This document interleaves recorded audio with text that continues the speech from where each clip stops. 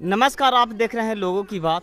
इस समय परैया ब्लॉक के रमना गांव में उपस्थित हूं और यहाँ पे देखिए पीछे लगा होगा जन स्वराज का बैनर लगा हुआ है जो लिखा हुआ है बिहार बदलाव की यात्रा पर चला। इसको नेतृत्व कर रहे हैं वीरेंद्र भास्कर जी। इनको से जानने की कोशिश करते हैं कि इनका बिहार बदलाव के लिए किस पार्टी का क्या मिशन है जिसको लेकर आए हैं। सर, बिहार बदलाव के जी बारे में बहुत बताइए। बहुत धन्यवाद आप लोगों को सबको मेरा जय बिहार जय भीम।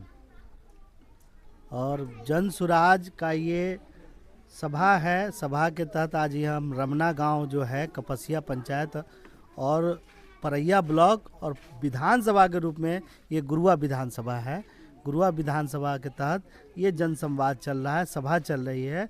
और इस सभा में हम 2-3 चीज़ों को उठाते हैं। सबसे पहले बिहार की बदहाली और इसे बदहाली से कैसे अग्रणी राज्य बनाया जाए, बिहार की शिक्षा, रोजगार और बूढ़ों के पेंशन के ऊपर में सामाजिक सुरक्षा और महिलाओं के सशक्तिकरण के जो कहती है कि जन सुराज आएगी तो ये 5 चीज़ें हो जाएगी। 11 तारीख को एक बिहार बदलाव यात्रा है, उसके समय के लिए 11 अप्रैल तय किया गया है, जिसके लिए हम रैली के रूप में सब लोगों को आह्वान कर रहे हैं कि बदलते बिहार के इस बयार में आप लोग भी शामिल होइए और एक संदेश दीजिए कि अब जाति और पाति और धर्म के नाम पर यह बिहार वोट नहीं करने वाला। अब सरकार जो चुनी जाएगी वो जन स्वराज की बातों वाली चुनी जाएगी।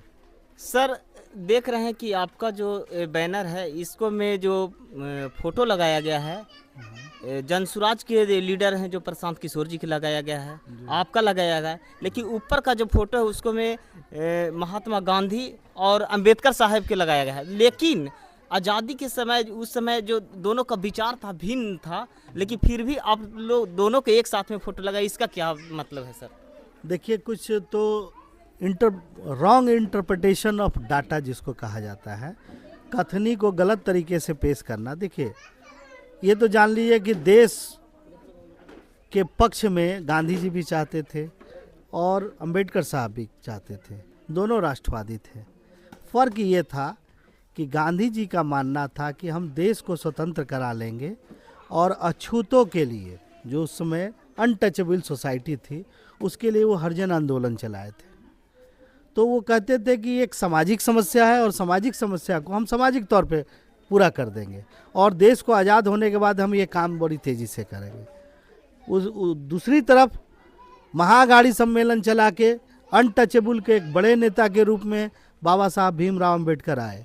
उन्होंने क्या कहा कि हम कानूनी सुरक्षा चाहते हैं। यहाँ तक उन्होंने अछूतो लैंड का मांग किया कि अगर इस जातिवादी मानसिकता वाले देश में अगर अछूतों के लिए अगर कोई अधिकार बराबरी का नहीं मिलता है तो हमारा देश अलग कर दे। जैसे कम्युनल अवार्ड में मुस्लिमों के लिए अलग देश और सिखों के लिए अलग वोटिंग पैटर्न की बात हो रही थी, तो बाबा साहब ने भी मांगा।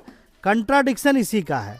ऐसा नहीं है कि गांधी जी अछूतों के बारे में गलत राय रखते थे और ना ही बाबा साहब तो बहुत बड़े उसके समर्थक थे, लेकिन पूरे इतिहास में ये दिखाया गया कि गांधी और अंबेडकर के बीच में विवाद था। विवाद सिर्फ इतना ही था कि बाबा साहब का कहना था कि इस देश को आज़ादी तभी मिलनी चाहिए जब अछूते के कानूनी अधिकार सुरक्षित हो जाए, और गांधी जी का ये कहना था कि ये सामाजिक बुराई है और हम देश आज़ाद होने के बाद इसे सामाजिक आंदोलनों के द्वारा ख़त्म करने का काम करेंगे।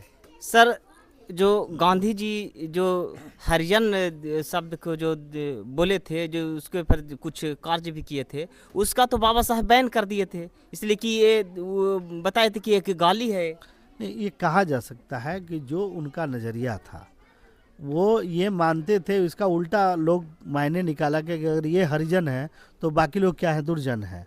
ये नैरेटिव चलाया गया। सवाल इस पर है कि अर्थ का अनर्थ आप जो भी लगाएं। अभी जो सवाल था कि गांधी और अंबेडकर के बीच में कंट्राडिक्शन क्या था, विरोधाभास क्या था। दोनों अछूतों का कल्याण करना चाहते थे, तरीके में अंतर था, और दोनों आज़ादी के पहले ये सुरक्षित कर लेना चाहते थे कि हम जब आज़ाद हों तो एक सशक्त भारत जिसमें समतामूलक समाज की स्थापना हो, ऐसे राष्ट्र का निर्माण के लिए कहते थे। ग्राम स्वराज की बात करते थे गांधी जी, और ग्राम स्वराज का विरोध करते थे कि अभी भी हमारा समाज जो है जातिवादी है, हमारे अछूतों के अभी भी अधिकार सुरक्षित नहीं है। रियल लेकिन अब यहाँ बात समझिए, छोटे लाइन में नहीं, ये जो बड़ा कंट्राडिक्शन है।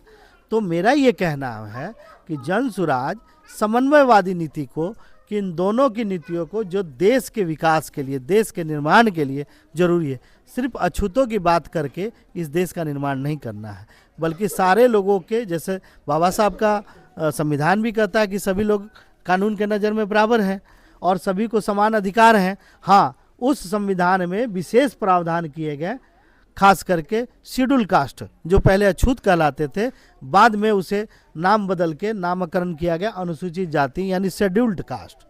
तो ये फर्क है, इसे समझने का प्रयास करना है। और अगर हम इसी झगड़े में पड़ते रहें कि बाबा साहब सही थे या गांधी जी सही थे, तो आखिर देश को बढ़ाने में सामूहिक सोच की बात कब आएगी?